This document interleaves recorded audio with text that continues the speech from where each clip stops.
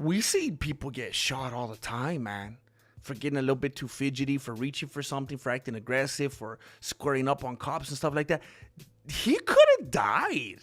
He could have very easily died. Like, that cop could have been a Gaethje fan.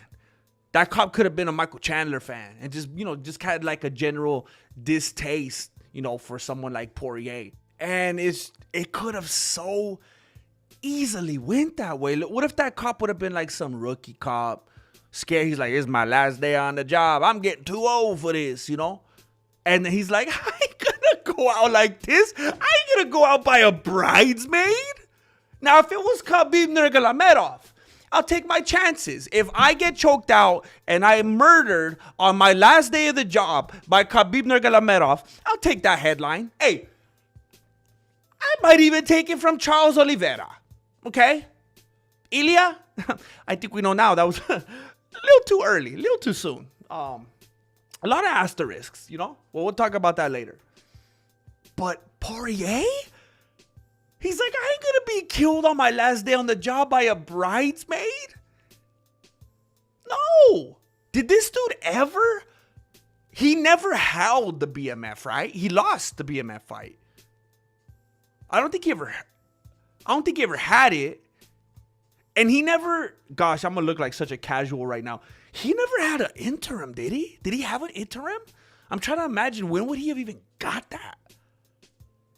So yeah, that officer's like, heck no. If he would have been in that position. Now, if you're just dealing with some random dude, just some NPC, or even a guy that's drunk, already that's issues. Hey, if I'm a cop and I'm telling some dude to stop, and he's running up on me, I don't know anything about him, I don't know his intentions, I don't know about, okay, boom, you're gone. I don't care, dude. I don't care. I'm going home. You shouldn't have run up on me. You shouldn't even run up on a dude like that that's not a cop. You know what you're doing. You're asking for it, bro. Oh, you're going to run up on me when I got a gun right here? Shouldn't have done that. Now, if he's drunk, if he's obviously on PCP, some kind of drug, something like that, he's running up on me. Done. Shouldn't have done that. But this guy's a UFC fighter, and they know that. So this is like one of the most equipped guys. This is a guy that not only fought for a living, but here's what's worse and even more dangerous about Poirier now. There was a time in his life when he was fighting for a living. He was actively doing it. So he had that outlet.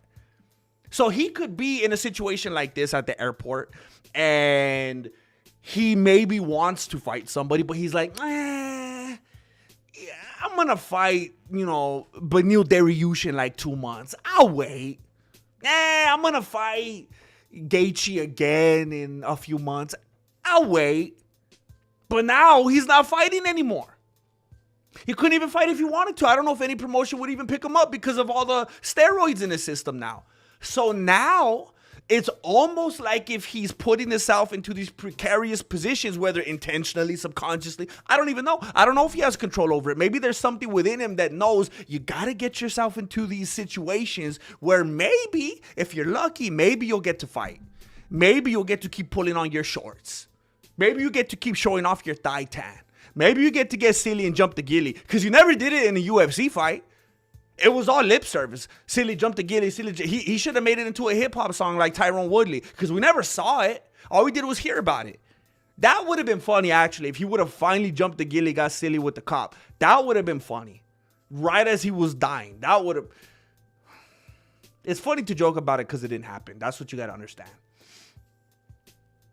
But that makes him more dangerous now because he has nothing to look forward to.